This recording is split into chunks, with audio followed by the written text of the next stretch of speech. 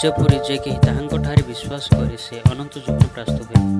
କାରଣ ଈଶ୍ୱର ଜଗତକୁ ଏଡ଼େ ପ୍ରେମ କଲେ ଯେ ସେ ଆପଣ ଅଦ୍ୱିତୀୟ ପୁତ୍ରଙ୍କୁ ଦାନ କଲେ, ଯେପରି ଯେ କେହି ତାହାଙ୍କଠାରେ ବିଶ୍ୱାସ କରେ ସେ ବିନଷ୍ଟ ନ ହୋଇ ଅନନ୍ତ ଜୀବନ ପ୍ରାପ୍ତ ହୁଏ।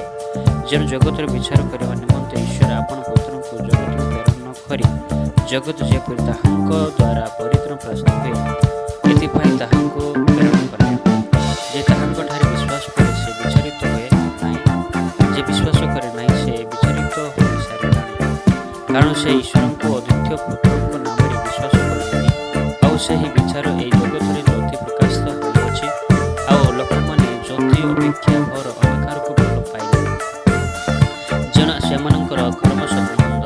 କାରଣ ଯେ କେହି କୁକର୍ମ କରେ ସେ ଜ୍ୟୋତିକୁ ଘୃଣା କରେ, ପୁଣି ଖାଲି ତାହାଙ୍କର କର୍ମ ଦୋଷ ପ୍ରକାଶିତ ହୁଏ, ଏଥିପାଇଁ ସେ ଜଗତ ନିକଟକୁ ଆସେ ନାହିଁ।